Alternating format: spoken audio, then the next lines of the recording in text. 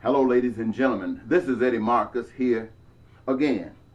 Today, I want to speak on that matter of building, building life. I got an invitation the other day. A church is having a Men's Day program, and they asked me to come by and have a word or two, and I'm kind of elated about that. And I really was thinking about an article I had seen on YouTube about Osteen and the church that he is over had over, what is it, $600,000 robbery or something like that. The 60,000, 600,000 sounds more like it, because I remember when I read it, I was amazed that this was the taking of a Saturday and a Sunday, and not including money that came through the internet. And I'm thinking, wow. And many of you would look at this as being success. And undoubtedly it is success. It is success for the ministry. It is success for the pastor. And it's success for the congregation. And it plays its role well in society of life here in the United States of America. And I was thinking, who would take this money? However, I didn't spend much time thinking about that, because I wanted to spend a little bit more time thinking about what the issue here is. The subject matter for that day is to be the public, or should I say the people, had a mind to work. And that's supposed to come from Nehemiah 4 and 6. The people had a mind to work.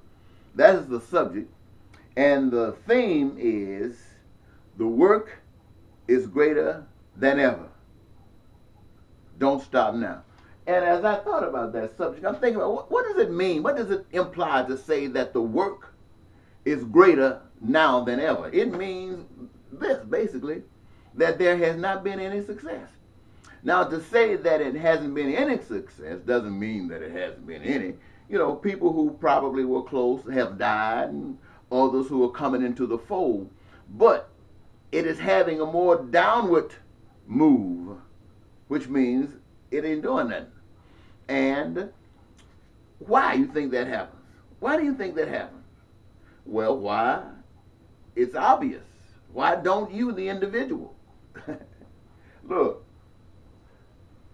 in the Bible, it comes from the 4th chapter of Nehemiah, beginning with the 6th verse. And it reads something like this. So we rebuild the wall till all of it reached half its height, for the people worked with all their heart. I had a revelation about why the world is like it is. The world is like it is because there is nothing to make it better in existence. Nothing to make the world better. The world is on a downward trend. That which exists that supposedly makes it better is failing. It's not even working, let alone adding to it. What is it that's causing it to fail? The thing that's causing it to fail is those that are championing it is championing exactly what is happening. They don't know it. If you study the Bible, you will find out some stuff. I mean, if you really, first of all, let me get you to understand this. You can achieve, everybody can achieve anything they put their heart to. Anything you put your heart to, you can achieve it. I got a guy that I know. He couldn't swim. He'd been in water around your waist sometimes. You know, you're trying to do the little thing like a little dog kind of pedal. But he had never swam. Then they used to swim in this lake. The lake was probably from side to side about 100 yards, size of a football field maybe. And all of the big boys who could swim would always be out in the middle of the lake having good fun and fresh water, and not the water right around the edges, you know. And he wanted to be like them, even though he was not a big boy. He was, I think, in elementary school, middle school, or something like that.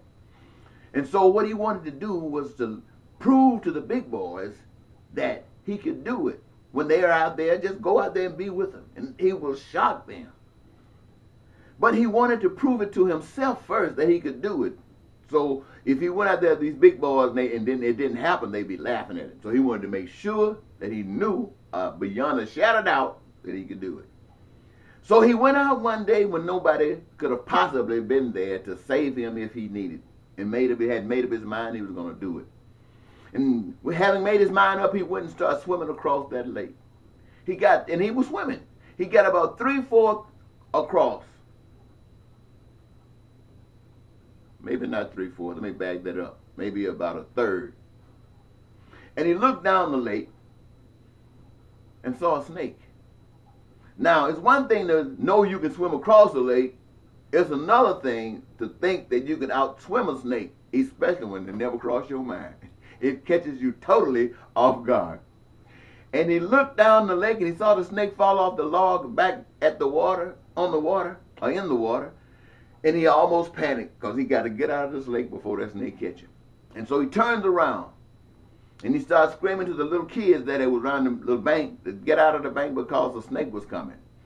And he said to himself, all he could see was water splashing. He was splashing water, and he looked over to see if he saw the snake. He didn't see the snake, and something just said, you got to go now. And the kids got out of the water, and when he got to the bank, he asked them why they got out. When he finally got to that part of the question, they said because he was on the top of the water, something had to be going on, so they weren't taking any chances.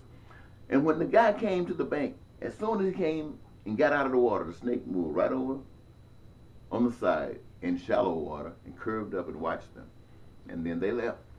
But this guy, believed that he could do it. He had no recourse.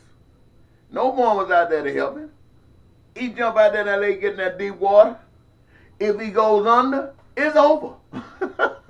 If he goes under, it's over. So there's one thing to do is to go.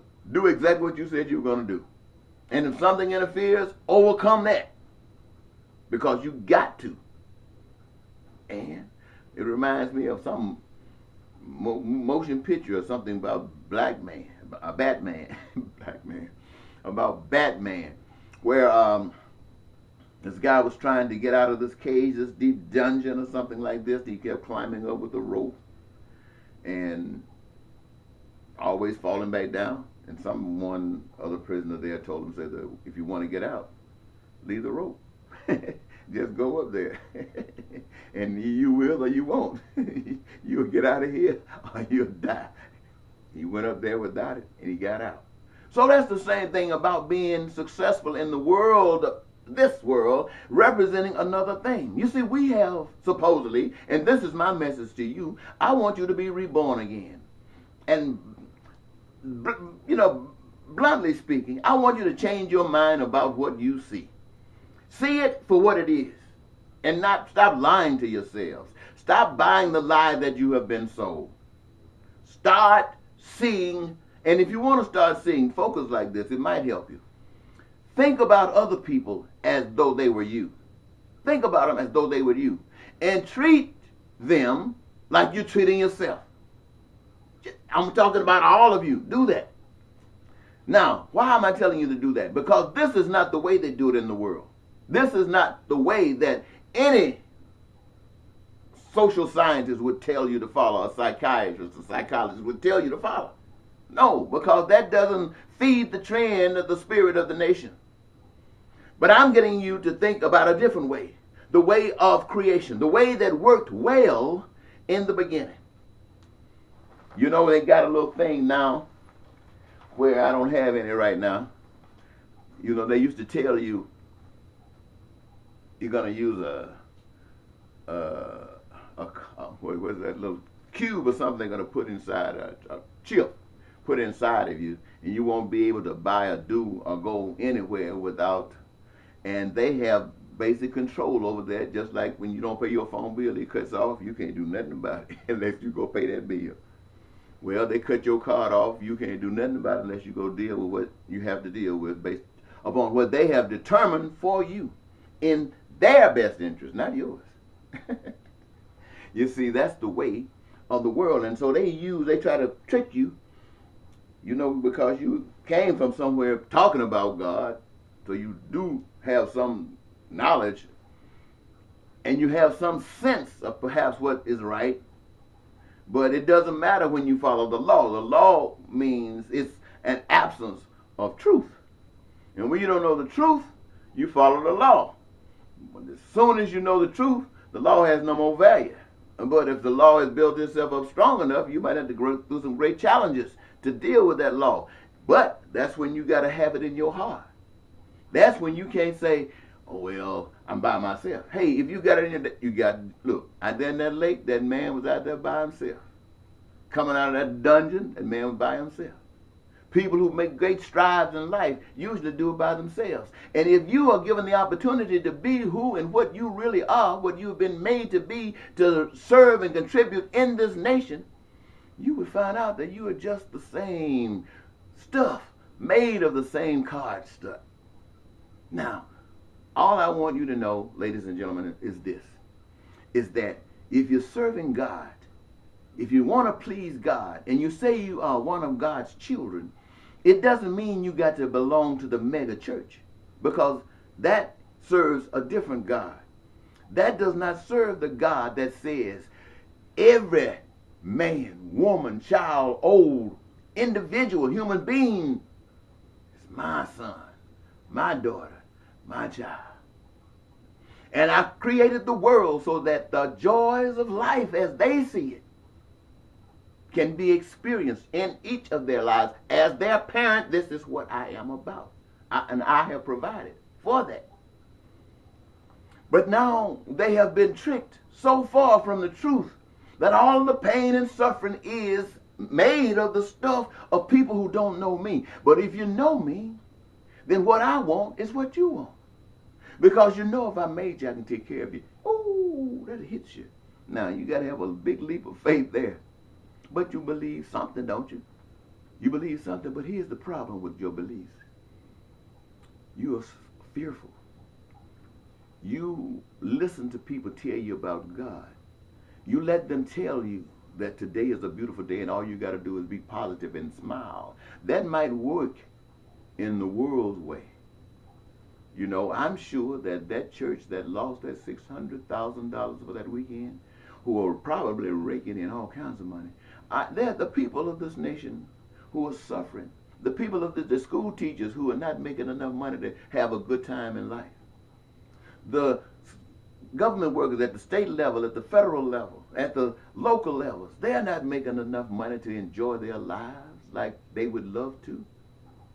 The nurses, the people who work in grocery stores, the people who work clean your streets, these people who try to make the city look a little bit beautiful, these guys are making 19, 20, maybe some of them might even make $30 an hour, but they're struggling trying to make it from week to week.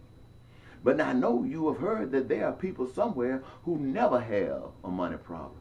They travel in jets at their leisure. They go to parties and they just bathe in money if they so desire. And they don't do any work really. Their business is to make sure that we stay dumb like we have been. And it is God's business to wake you up. See, if you wake up and see it God's way, saw everybody as you see yourself, then everything that you do will be remembered forever. Because it's great, it's beautiful, it's wonderful. And if it's really good and things are not changing fast enough, they might just kill you. You know you're in the book of life then.